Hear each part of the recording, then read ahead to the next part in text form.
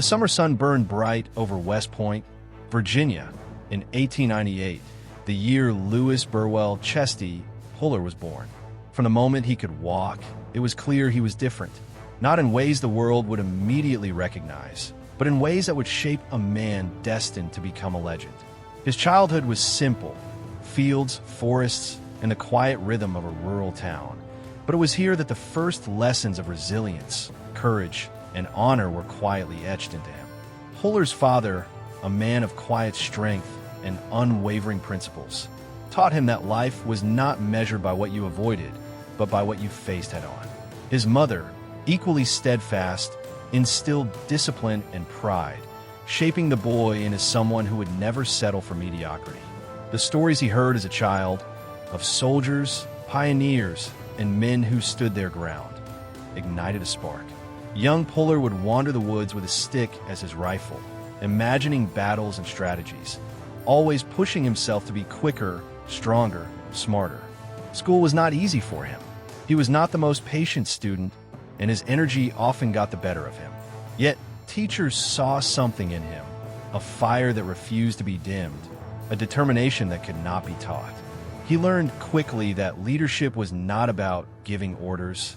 It was about taking responsibility, about standing for something even when it cost you. Even at 10, he was already protecting his peers from bullies, rallying friends with a quiet authority that made them follow. The world outside West Point was changing. America was moving toward a global stage, and whispers of conflict reached even the small town. But for Puller, the world beyond the fields and forests seemed both distant and inevitable. He felt a pull, a quiet calling, a sense that his life was meant for something greater than what the countryside could offer.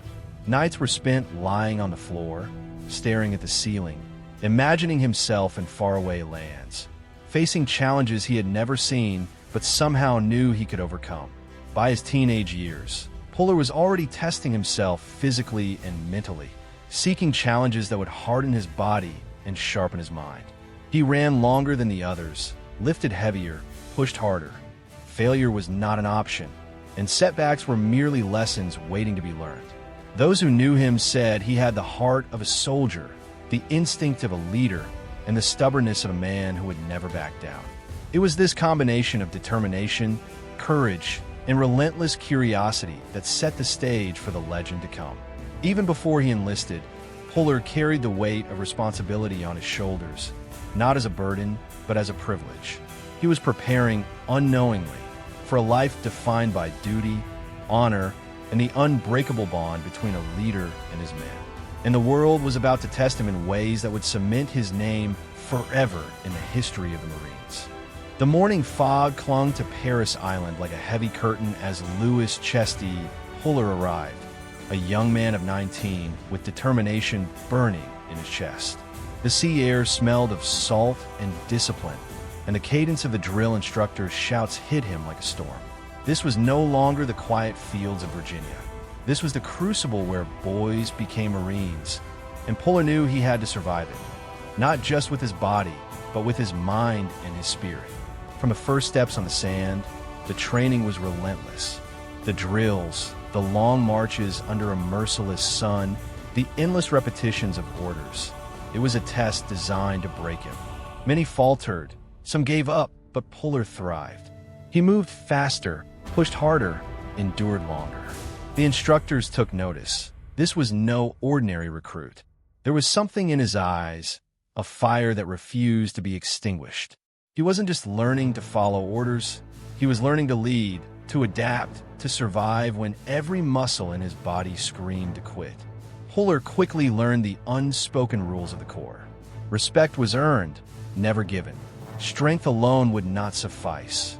Intelligence, courage, and integrity were equally vital.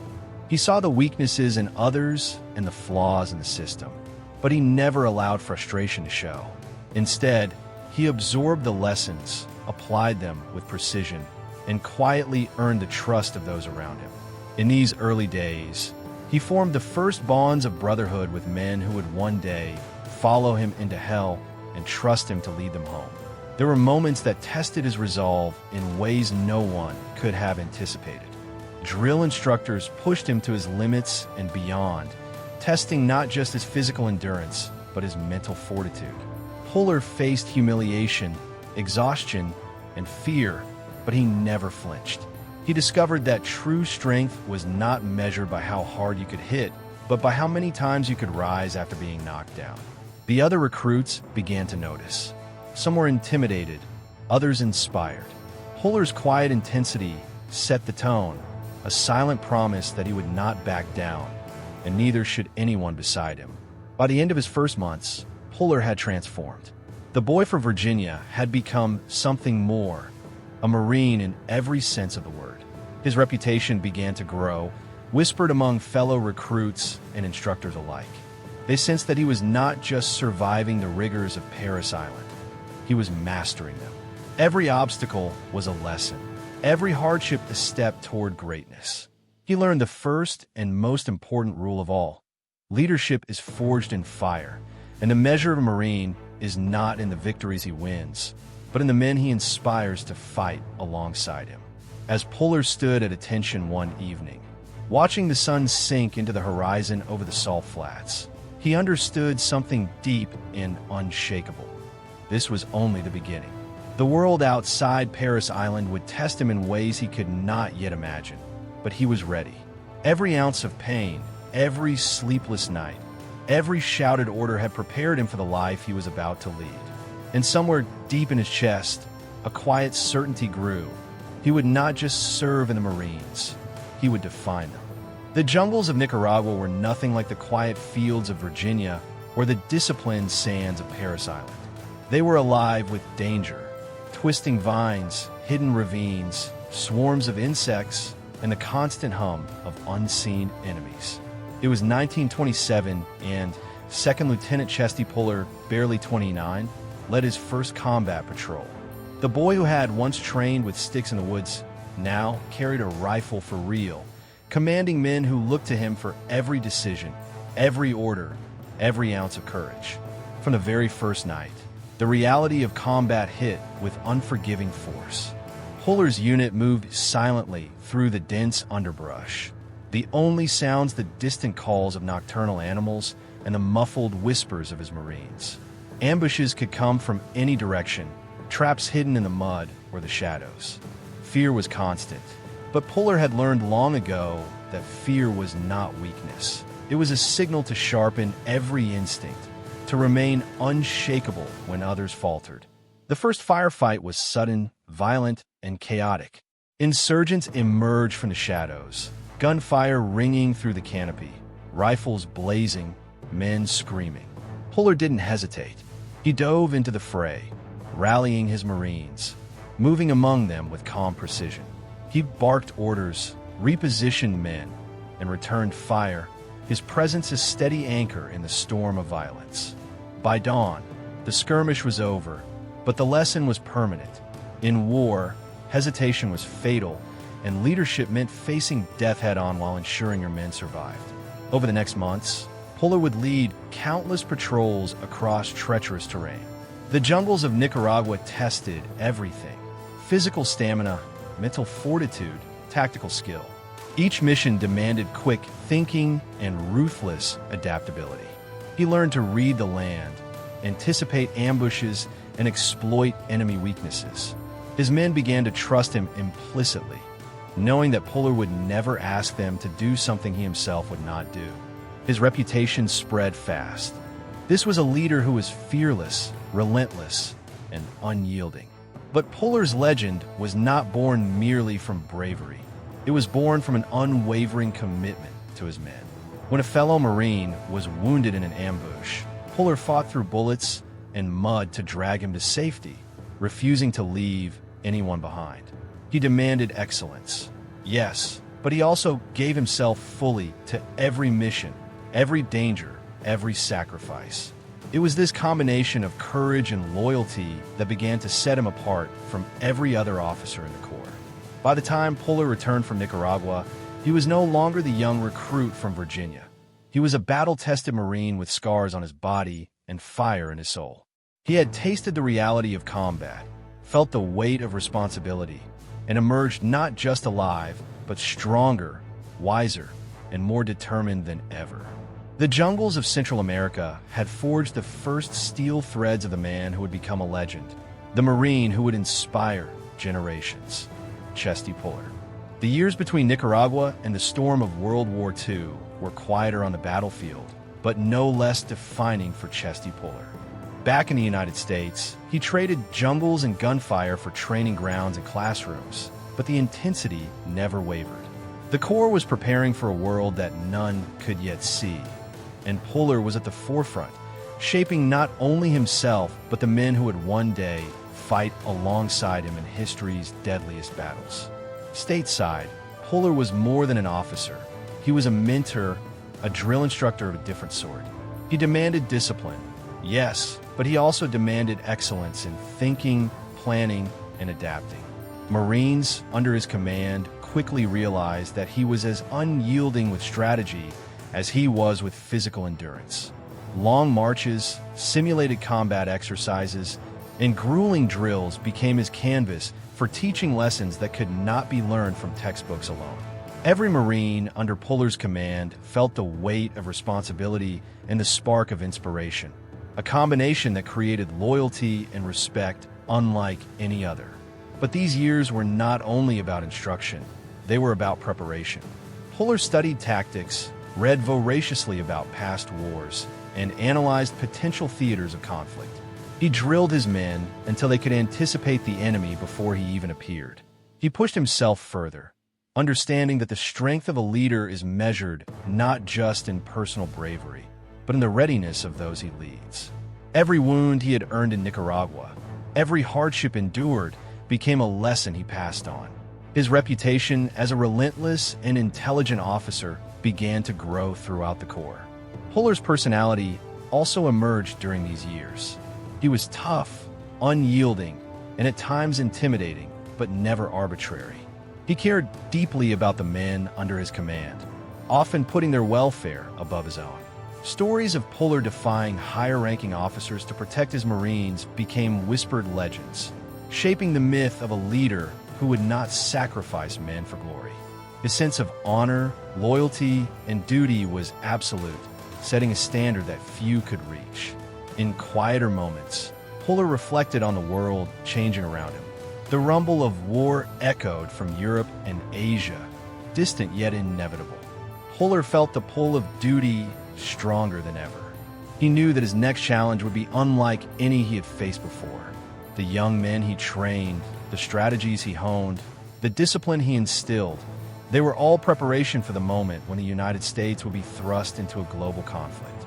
By the late 1930s, Chesty Puller had transformed from a battle-hardened officer into a leader of vision. He was no longer just a Marine. He was a standard, a symbol of resilience, courage, and unwavering commitment.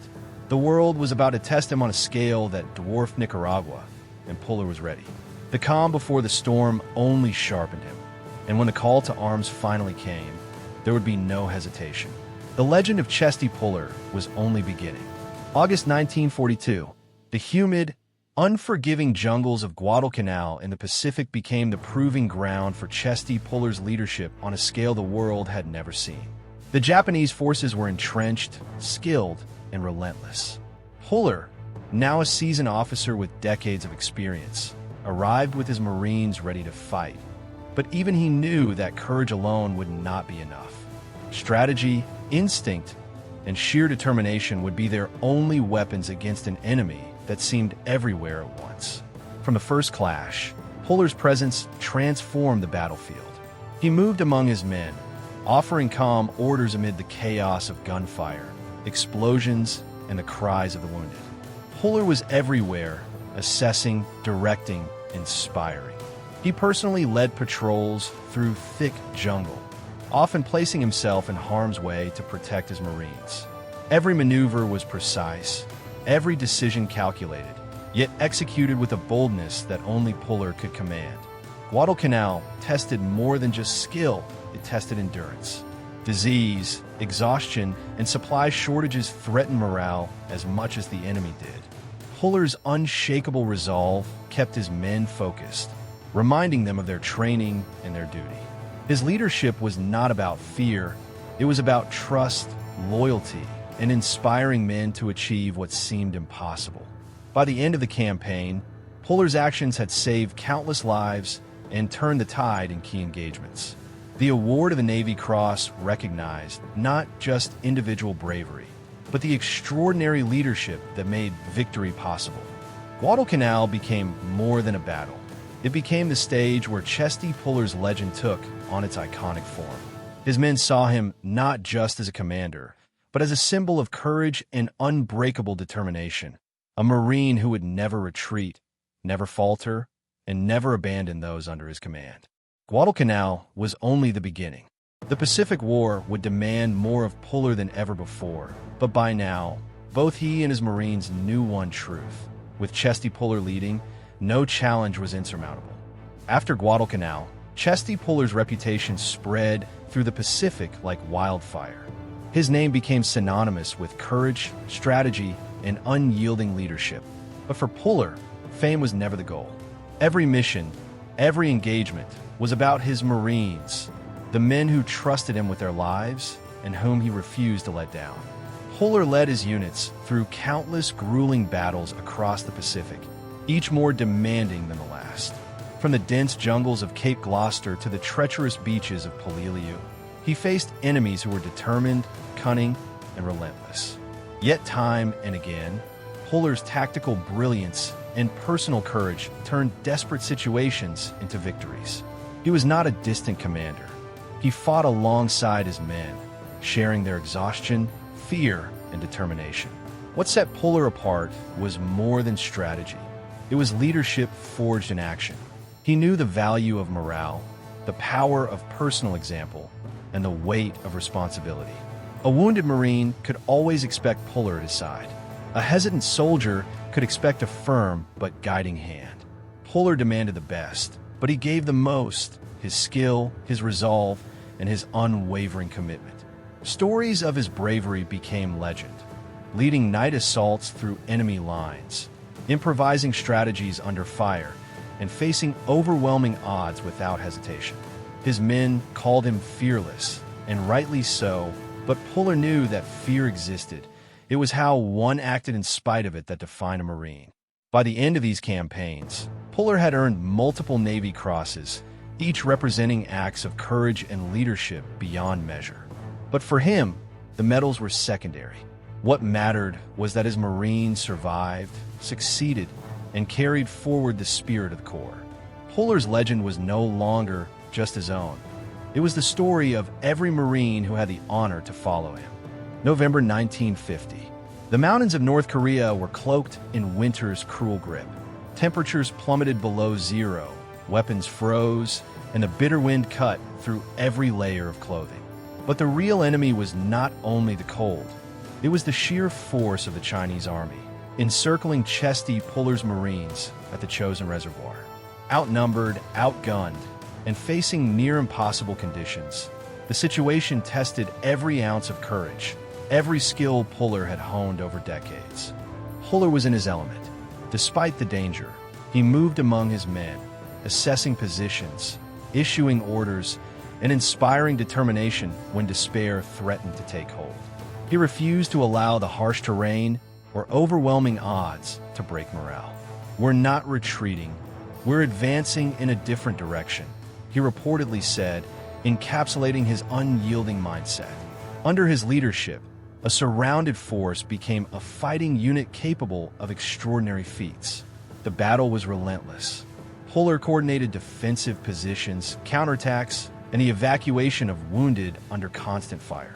Marines trusted him implicitly because they had seen him face impossible odds countless times before, and he had never failed them. Puller's calm decisiveness, paired with his refusal to leave any Marine behind, turned potential catastrophe into legendary resilience. By the time the regiment withdrew from Chosin, Puller's leadership had not only saved lives but cemented his status as a military icon. The conditions were harrowing, the losses tragic, yet the spirit of the Marines endured, guided by a leader who embodied courage in every step. Stories of Puller at Chosin, traversing ice and bullets, rallying troops, and refusing to surrender became part of Marine Corps lore. Chosin Reservoir was a crucible that tested every limit. Puller emerged not just victorious, but immortalized in the hearts of his men. He had proven, once again, that leadership under fire was as much about character as strategy, a lesson that would echo through the Corps for generations. By the mid-1950s, Chesty Puller's name had become synonymous with Marine Corps excellence. His reputation was built not on bravado or ambition, but on relentless courage, unmatched leadership, and unwavering loyalty to his men. Decorations adorned his chest, including 5 Navy Crosses, an unprecedented honor, and countless other medals recognizing valor, strategy, and service. Yet for Puller, the medals were secondary. The true measure of his life was in the men who had survived and thrived under his command. Public recognition came slowly but steadily. Newspapers, military journals, and political figures acknowledged the extraordinary feats of the man who had led Marines from the jungles of Nicaragua to the frozen mountains of Korea. But Puller remained humble, his attention never straying from the Corps. He mentored young officers, sharing lessons forged in decades of combat. The importance of discipline, courage, adaptability, and above all, loyalty. Every word carried the weight of experience. Every anecdote a blueprint for leadership in extreme conditions. Despite fame and accolades, Puller's life was also deeply human. He reflected on the cost of war, the lives lost, the sacrifices made, the families left waiting at home. These reflections shaped his philosophy. Leadership was not about glory, but responsibility. A Marine followed his commander because he trusted him, not because he feared him. And Puller had earned that trust countless times over. Even in retirement, his influence was profound. Schools, training programs, and Marine units studied his tactics and leadership style. Stories of his battlefield courage became lessons for generations of Marines. Puller's legacy was not a story of a single man. It was the embodiment of the Marine Corps' spirit, discipline, honor, and unbreakable loyalty. Chesty Puller had become more than a soldier. He had become a legend, a symbol of what a Marine could and should be. His life was a testament to the power of courage, the weight of responsibility, and the enduring bond between a leader and his men. Even after his passing in 1971, Chesty Puller's presence remained palpable within the Marine Corps. His story, etched into the history of the Corps, became more than legend. It became a standard, a measure of what it meant to lead, to fight, and to serve with honor. Every Marine who stepped onto a training ground, faced a battlefield, or took command of men could look to Puller's life as a blueprint of courage and resilience. Monuments, buildings, and programs bearing his name reminded all who served of the man who never faltered. His medals and citations told one story, but the lessons he imparted spoke far louder. Loyalty to your comrades above all else. Discipline that transforms individuals into a force, and courage that rises even in the face of insurmountable odds. Puller's legend was not built on a single battle, but on decades of unwavering service, forged in the jungles of Nicaragua, the islands of the Pacific, and the frozen mountains of Korea. Generations of Marines would retell his tales, not merely to celebrate feats of bravery, but to internalize the philosophy he embodied. He taught that leadership is not measured by rank or recognition, but by the trust, respect, and lives you cultivate. Puller's influence extended beyond tactics. It shaped character, ethics, and the unbreakable bond between leader and soldier. Even today, when Marines speak of courage under fire, of steadfast loyalty and fearless determination, Chesty Puller's name resonates. He became the eternal standard of what a Marine can and should be, a symbol of relentless dedication, honor, and service. The man from Virginia, who once ran through fields with dreams of greatness, had become immortal in the hearts of those who followed him. Chesty Puller's life was more than history. It was a lesson, a challenge, and an inspiration. And as long as the Marine Corps endures, so too will the legend of the Marine who never retreated, never wavered, and never abandoned a man under his command.